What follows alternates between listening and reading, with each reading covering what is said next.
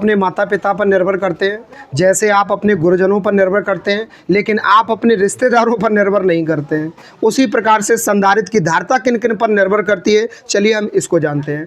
संधारित्र की धारता का निर्भर करने का मतलब है कि संधारित्र के आवेश धारण करने की क्षमता किन किन बातों पर निर्भर करती है।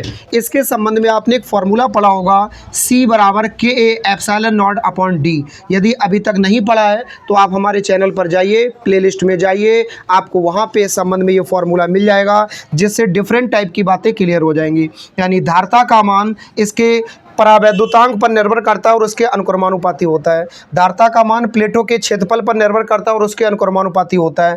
धारता का मान निर्वात की वैद्युतशीलता पर निर्भर करता है और उसके अनुक्रमानुपाती होता है। धारता का मान प्लेटों के बीच की दूरी के व्युत्क्रमानुपाती होता है। कुछ समझ में नहीं आया ना? ऐसे ही हमारे भी समझ में नहीं आया। पूछो क्या कि आप पता नहीं किस पर निर्भर करते हैं, क्योंकि आप अपने काम पर तो बिल्कुल भी निर्भर नहीं करते हैं। चलिए हम शुरुआत करते हैं कॉन्सेप्ट की। सबसे पहले बात करते हैं संधारित्र की धारता होती क्या है। तो धारता से तात्पर्य है आवेश को धारण करने की क्षमता।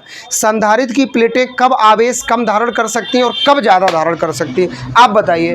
प्लेटें जितनी ज़्यादा मोटी होंगी, प्लेटें जितनी ज़्यादा चौड़ी होंगी, उसकी धारता उतनी ही अधिक होगी। तो हम पहले पॉइंट में कह सकते हैं, क्योंकि ये पूरा क्वेश्चन 2 नंबर का है, बहुत इंपॉर्टेंट है, बहुत। इस चैप्टर का सबसे इंपॉर्टेंट क्वेश्चन यही है कि संधारित्र की धारता किन किन बिंदुओं पर निर्भर करती है। और इसका जो डेरिवेशन 5 नंबर का है, 4 से 5 नंबर का जो डेरिवेशन है, हर साल बोर्ड एग्जाम में आता है ये। और ये क्वेश्चन भी आपका 2 नंबर का बहुत इंपॉर्टेंट है, इसलिए इस डेरिवेशन को देखना ना भूलें। अगर आपने इसको पढ़ लिया, आपके 3 से 4 नंबर 100% पक्के, और इसको पढ़ ले रहे हो तो 2 नंबर आपके पक्के। चलो अब पूरी बात को सुनो।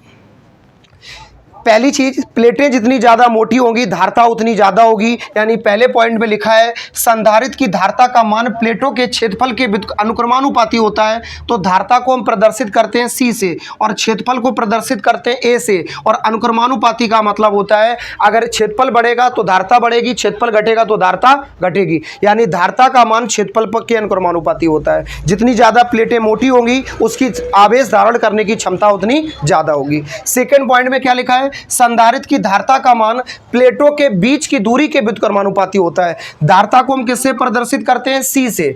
और प्लेटों के बीच की दूरी क्या होगी, डिस्टेंस फॉर D के व्युत्क्रमानुपाती का मतलब हो जाएगा इनवर्सली प्रोपोर्शनल 1/D। यानी C इनवर्सली प्रोपोर्शनल 1/D। संधारित्र की प्लेटें जितनी ज़्यादा दूर दूर होंगी, संधारित्र में याद रखना एक संधारित्र में कम से कम 2 प्लेटें होती है, और अगर 2 प्लेटें एक दूसरे के पास पास हैं तो धारता ज़्यादा होगी, और अगर एक दूसरे से बहुत दूर दूर है तो धारता का मान कम होगा। यानी जितनी ज़्यादा दूरी धारता उतनी ही कम। इनवर्सली प्रोपोर्शनल का सीधा मतलब होता है एक दूसरे के घनघोर विरोधी, एक दूसरे का सत्यानाश करने वाले, एक दूसरे का बुरा करने वाले, जैसे आपके अपने पड़ोसी। इधर देखो, अगर D का मान बढ़ेगा तो C का मान घटेगा, और D का मान घटेगा तो C का मान बढ़ेगा। लॉजिक क्लियर है ना? यानी जितनी ज़्यादा प्लेटें दूर दूर होंगी उसकी आवेश धारण करने की क्षमता उतनी कम होगी।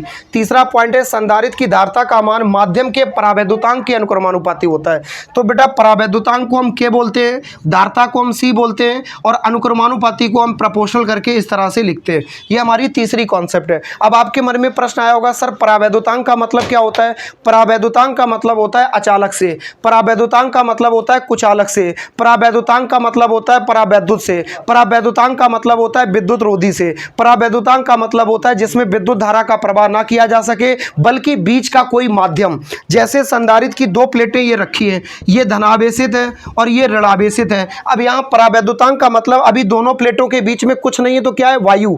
अब इसके बीच में हमने पदार्थ भर दिया, पदार्थ के रूप में मान लो ये लकड़ी की हमने रॉड रख दी, एक लकड़ी की छड़ रख दी। अब बीच में ये माध्यम आया, बीच में माध्यम क्या आ गया, लकड़ी माध्यम आ गया, बीच में लकड़ी माध्यम आ गया तो इसकी धारता कम हो गई। अब बीच में मान लो ये लकड़ी की जगह हमने यहाँ पे गिलास बना दी, पानी पीने वाली नहीं, हमने इसमें गिलास बना दी, कौन सी वाली, कांच वाली, क्योंकि गिलास को हिंदी में हम कांच कहते हैं। अब आपको गिलास की बात सुन के कुछ और याद आ रहा होगा, हम वो पार्टी वार्टी की बातें नहीं कर रहे हैं। यहाँ देखो, ये हमने मान लो यहाँ पे कांच भर दिया, अब दोनों के बीच का माध्यम क्या हो गया, गिलास, तो इसकी धारता का मान बढ़ जाएगा, क्योंकि इनमें जो एनर्जी है वो तो है ही है, बल्कि ये भी कुछ ना कुछ एनर्जी को धारण कर लेगा। सीधी बात ये कि दोनों प्लेटों के बीच में अगर कोई पदार्थ आ जाता है तो उसके आवेश धारण करने की क्षमता बढ़ जाती है। ये 3 पॉइंट अगर आपने लिख दिए, चौथा आप लिख सकते हो, संधारित्र की धारता का मान माध्यम की वैद्युतशीलता के अनुक्रमानुपाती होता है। माध्यम की वैद्युतशीलता जितनी ज़्यादा होगी उसका उतनी ही ज़्यादा उसकी धारता होगी।